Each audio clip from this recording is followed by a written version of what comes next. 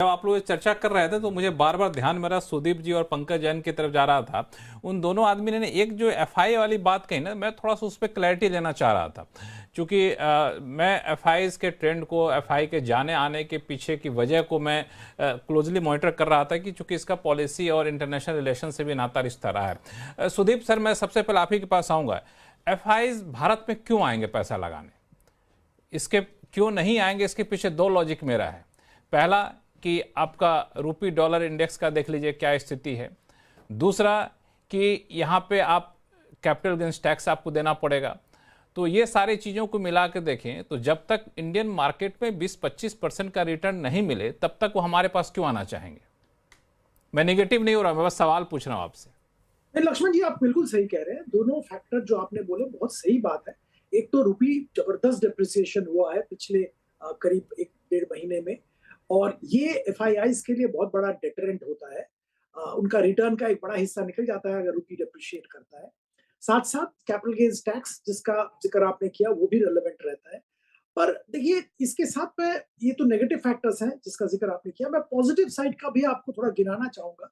पहली बात है, India undoubtedly is the fastest growing major economy in the world. तो अगर India fastest growing major economy of the world रहता है, और जैसे आरबीआई ने उस दिन आंकड़े रिवाइज किए हैं, 6.8% जीडीपी ग्रोथ का जिक्र कर रहे हैं, और इसके साथ साथ आप इन्फ्लेशन जोड़ लीजिए 3-4% के आसपास, तो करीब लगभग नॉमिनल ग्रोथ 10% के ऊपर ही आ रहा है।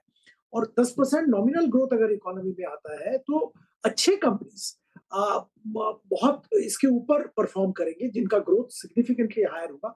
और इंडिया में ऐसे बहुत सारे सेगमेंट्स एक मिनट सुदीप सर, एक मिनट रोकूंगा आपको। 10% अगर इकोनॉमी ग्रो करता है तो अच्छी कंपनियां कितना ग्रो करेंगी, आप लोगों का क्या फॉर्मूला होता है?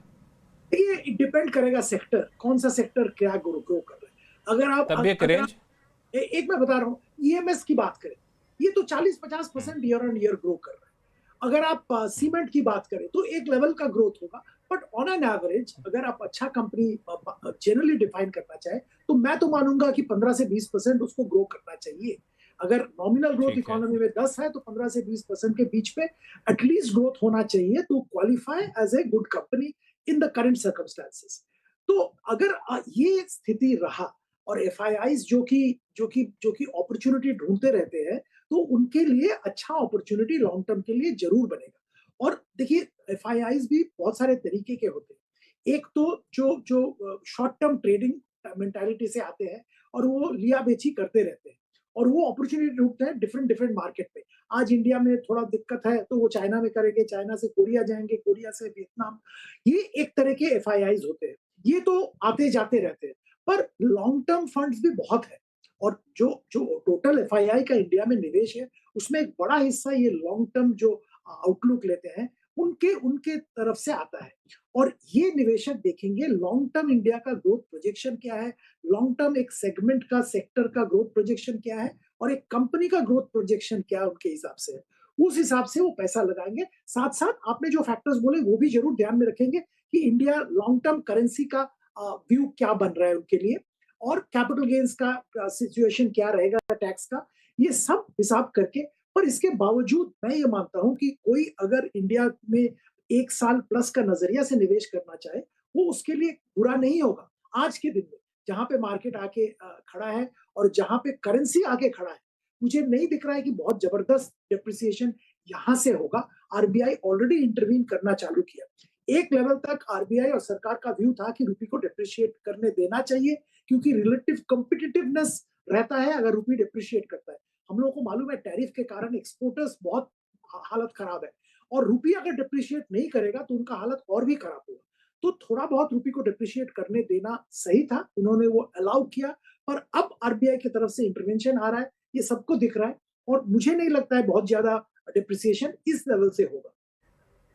बिल्कुल। पंकज जैन साहब, मैं अगर सुदीप सर के आंकड़े को ही लूं, 15 से 20% की उन्होंने बात किया, हमने 20% ले लिया हायर स्लैब रेट, और यहाँ पे आप कैपिटल गेन्स टैक्स मान के चलिए 12.5%, घुमा फिरा के सब लेके 13% के आसपास बैठेगा। तो इतने टैक्स देने के बाद इस रिटर्न पे एफआईज आना चाहेंगे अभी, कि अभी और वेट करेंगे?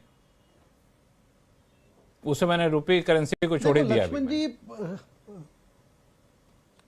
लक्ष्मण जी, मैं रिवर्स में इस चीज़ का जवाब दूंगा। देखो, मार्केट्स बहुत स्मार्ट एनिमल है। एफआईज या एफआईज के जो I would say research analyst हैं वो भी काफ़ी स्मार्ट एनिमल है। और मार्केट को बहुत अच्छी तरह माइक्रो तरीके से टाइम करना बहुत मुश्किल है। मार्केट की या जो मार्केट के बिगर पार्टिसिपेंट हैं, ईगल आइज होती हैं कि उनकी, और 6-6 महीने पहले ऐसा आभास हो जाता है what may happen in the country, in the economy, in the markets. तो ठीक है, अभी माइक्रोज हमारी जो हमारी इकोनॉमी के हैं, हमारी कंट्री के बहुत बेहतरीन, और उस वजह से जो हम एक शॉर्ट टर्म सेलिंग देख रहे हैं, आई थिंक ये बहुत ज़्यादा लंबी नहीं चलेगी। ठीक है, I think it has been extended selling, 1.5-2 साल से सेलिंग चल रही है, काफ़ी बड़ा क्वांटम हो गया है, but I think dawn is round the corner. और अगर हम देखें क्या क्या जो बहुत सीरियस पॉजिटिव्स हैं हमारी कंट्री के, हमारी इकोनॉमी के, लार्जेस्ट ग्रोइंग इकोनॉमी है, वर्ल्ड की तीसरी स्ट्रॉन्गेस्ट इकोनॉमी हम बन गए हैं, बनने वाले हैंगे, लार्जेस्ट डेमोक्रेसी है, kind of depth that is there in our market, जिस तरह की एफिशिएंसी है हमारी मार्केट में, जिस तरह की आई वुड से जिस तरह के एंटरप्रेन्योर स्किल है हमारी मार्केट में, जिस तरह के कॉर्पोरेट गवर्नेंस है, जिस तरह की बड़ी बड़ी कंपनियां हैं, आई थिंक ये सारे factors we just cannot ignore जो पिछले 1-1.5 साल में हो रही है। So it's just a matter of time. ठीक है, अगर हम अब जो जिस तरह के आप आंकड़े दे रहे हैं, चाहे वो एक मार्केट में एक आभास है कि जब से ये कैपिटल गेन टैक्स बढ़ाया गया, that could have been one of the triggers कि मार्केट से पैसा निकला, but that is just added reason. I think जो प्रिंसिपल रीजन है, आज से 1-1.5 साल पहले मार्केट्स हमारी काफी आई थिंक हैवी हो गई थी, काफी महंगी हो गई थी हमारी मार्केट, और जब तक बाकी ग्लोबल मार्केट्स में इतनी सीरियस परफॉर्मेंस नहीं थी, what has happened in last 18 months, we should not forget Chinese market. Indian market के लिए फ़िलहाल कोई ऐसी खबर नहीं है जिसकी वजह से लगे कि सोमवार को इंडियन मार्केट में कोई बड़ी गिरावट दर्ज हो सकती है। कई चीज़ें हैं जिसकी वजह से इंडियन मार्केट में काफ़ी पॉजिटिविटी बनती हुई नज़र आई, और इंडियन मार्केट जिस प्रकार की उड़ान अब फिर से बढ़ता हुआ नज़र आ रहा है, फिर से लोगों को, विशेषज्ञों को आस यही है कि इंडियन मार्केट में फिर से ऑल टाइम हाई तक के लेवल जानते हुए नज़र आ सकते हैं। और यदि फिर उसके बाद Q2 के नतीजे भी अच्छे रहते हैं तो फिर भारतीय बाज़ारों को 27,000 और 30,000 जाने से कोई नहीं रोक सकता है। तो ये सभी चीज़ें इंडियन मार्केट के लिए आने वाले दिनों के लिए काफ़ी पॉजिटिव साबित हो सकती हैं। और यदि इंडियन मार्केट अच्छी उड़ान भरता है तो फिर मानिए कि स्टॉक रॉकेट होते हुए भी नज़र आएंगे। सभी चीज़ें हैं, लेकिन जिस प्रकार से इंडिया का बाज़ार टैरिफ से निकला, Q1 के नतीजों से निकला, आप देखोगे तो ज़्यादा गिरावट हुई नहीं है। ऑल टाइम हाई से इंडियन मार्केट को देखोगे तो 2% हाई, 3%, 4% के से नीचे ही भारतीय बाज़ार अभी ट्रेड कर रहा है।